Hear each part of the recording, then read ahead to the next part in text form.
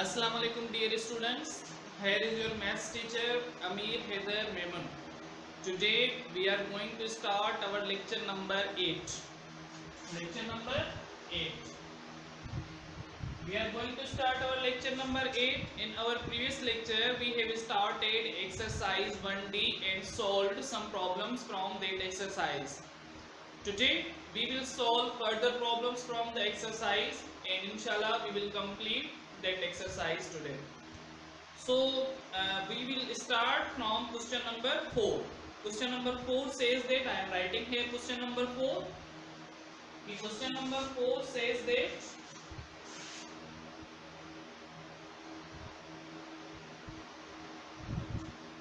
make a list of equivalent sets from the following.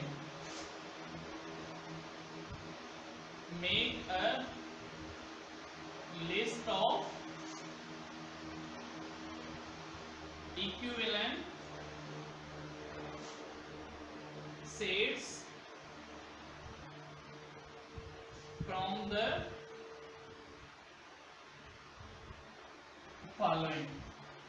Equivalent sets की क्या बनानी है, लिस्ट बनानी है. तो कुछ मैं करूंगा, कुछ आपको होमवर्क में जाएंगे. तो यहाँ पर पहला जो क्वेश्चन कहा जा रहा है कि नंबर 1 है A is equals to R, I, F, E and B is equals to F, I, R, E, F, I, R, E. Okay. Then number 2 वो है C is equals to C, A, R and D is equals to A, R, C, S. Number 3 is A, B, C. E is equals to and F is equals to X, Y, Z. And number 4 G is the counting number less than 13. G is the counting numbers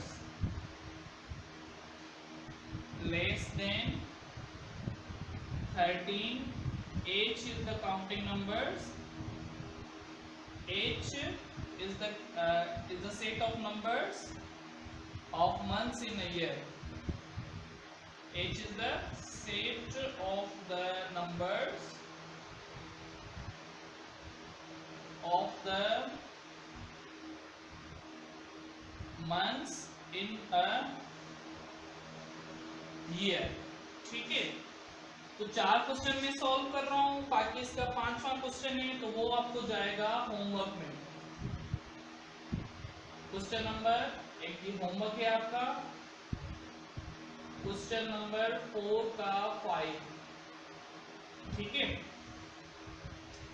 यहां पर देखें जो questions मिले हुए हैं आपको. पहला question देखें.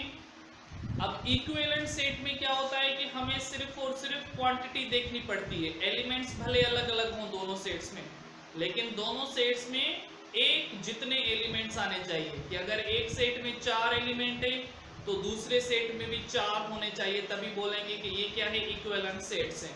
ठीक है. तो यहाँ पर देखें कि ए जो पहला सेट है इसमें R, I, F, E 4 letters हैं. 1, 2, 3, 4 इसमें भी 4 लेटर्स हैं. तो ये पहला वाला क्या हो जाएगा, इसका आंसर कंसीडर करेंगे कि ये A and B are equivalent. ठीक है. ये इसका पहले का आंसर आ गया. दूसरा देखें, इसमें 3 लेटर्स हैं, इसमें 4 लेटर्स हैं, तो इसका आंसर लिखा जाएगा A and B are not equivalent. A और B क्या है, इक्विवेलेंट नहीं है. ठीक है. अब देखें तीसरा, तीसरा इक्विवेलेंट है क्योंकि इनमें 3 लेटर्स आ रहे हैं. ABC इसमें भी 3 लेटर्स हैं, XYZ इसमें भी 3 लेटर्स हैं. तो ये क्या हो जाएगा, ये भी आपका इक्विवेलेंट हो जाएगा। इसका आंसर यहां पर लिख रहा हूं मैं कि सॉरी ये आएगा यहां पर सी एंड डी, और यहां पर आएगा E and F R equivalent. ठीक है, उसके बाद है जी। अब जी में देखें, चौथा नंबर है, चौथे नंबर में दो सेट्स हैं, एक है जी एक है एच। तो जी क्या कह रहा है, जी कह रहा है कि is the counting number less than 13। Less than 13 counting number मतलब कि क्या आएंगे, 12 डिजिट आएंगे। अगर 1 से स्टार्ट करें तो इसका सॉल्यूशन हम इस तरह से लिखें, अगर 1 से स्टार्ट करें 1 2 3 4 5 6 7 8 9 10 11 और ये 12। ठीक है, और एच जो सेट कह रहा है कि months of a year, months of a year वो कितने होते हैं, वो भी 12 होते हैं। ठीक है, और इसमें काउंटिंग नंबर्स वो भी 12 है, तो मतलब ये दोनों क्या होंगे, ये दोनों भी इक्विवेलेंट सेट्स होंगे। ये भी क्या होंगे, इक्विवेलेंट सेट्स होंगे। मतलब कि G and H are equivalent sets. ठीक है, रिमेनिंग 5वां नंबर है वो आपको होमवर्क में जा रहा है। ठीक है, तो अब आइए देखें क्वेश्चन नंबर 5 क्या कह रहा है कि find the relationship between the sets A and B. Find the relation between each pair of, question 5, find the relation between each pair of A and B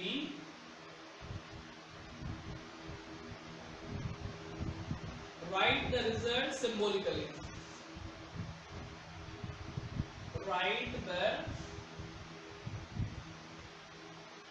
results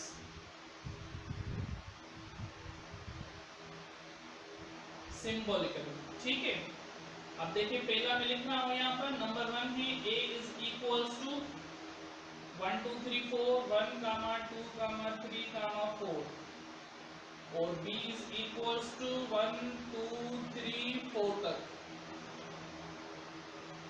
दूसरा लिख रहा हूं मैं यहां पर a e u, a comma e comma u, और b set है इसका vowel, set of vowels, set of vowels. तीसरा नंबर है इसका, तीसरा मैं लिख रहा हूं यहां पर पी ए आर,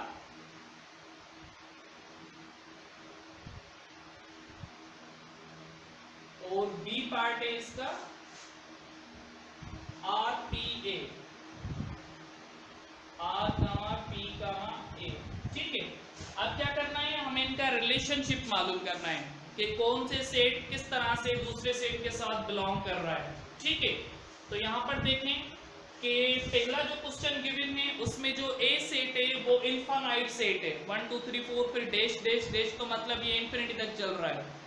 दूसरे सेट के सारे मेंबर इसमें मौजूद है, 1 2 3 4 1 2 3 4 इसमें मौजूद, और इसमें ज्यादा सेट्स भी हैं, ज्यादा नंबर्स भी है। तो हमने सेट की एक टाइप पढ़ी थी जिसको सबसेट बोला जा रहा था। सबसेट का मतलब ये था, डेफिनेशन हमने ये पढ़ी थी कि एक सेट के सारे एलिमेंट्स दूसरे सेट में मौजूद हों तो उस सेट को उसका सबसेट बोला जाएगा। मतलब बी के सारे एलिमेंट्स ए में मौजूद हैं, बी के सारे एलिमेंट्स ए में मौजूद है, तो यहाँ पर लिखेंगे B is the subset of A, B is the subset of A. ठीक है, उसके बाद देखें set of vowels. Set of vowels मतलब क्या आएंगे, ए ई आई ओ यू। ठीक है, और यहाँ पर ए सेट में देखें ए ई यू ये क्या है, ये सारे इसमें मौजूद है। बी सेट में ए के एलिमेंट सारे बी में मौजूद है, तो यहाँ पर क्या कहेंगे, A is the subset of B, A is the subset of B. और तीसरा देखें, तीसरा सेट है कि सारे एलिमेंट एक जैसे हैं, P A R R P A, तो यहाँ पर क्या कंसीडर किया जाएगा, यहाँ पर A is equal to B consider किया जाएगा। ठीक है, ये क्वेश्चन आपका यहीं पर खत्म हो रहा है। ठीक है, उसके बाद है मिसिंग लेटर्स, और दोनों क्वेश्चन मिसिंग लेटर्स हैं, तो ये आपका क्वेश्चन नंबर 6 कंप्लीट होमवर्क में जा रहा है। Question number 6 complete. ओके, तो आज का लेक्चर हम यहीं पर वाइंड अप कर रहे हैं। नेक्स्ट जो हमारा बच रहे हैं क्वेश्चन एक्सरसाइज के, वो इंशाल्लाह हम नेक्स्ट लेक्चर में सीखेंगे। कोई भी बात समझ में ना आ रही हो आपको तो व्हाट्सएप ग्रुप्स में मैसेज कर सकते हैं, अपना होमवर्क शेयर करें व्हाट्सएप ग्रुप्स में। जो स्टूडेंट्स नहीं कर रहे होमवर्क उनको भी कहें कि होमवर्क करें। तो टेस्ट भी लेंगे हम इंशाल्लाह जैसे चैप्टर खत्म होगा। तब तक अपना ख्याल रखिएगा। Thank you so much.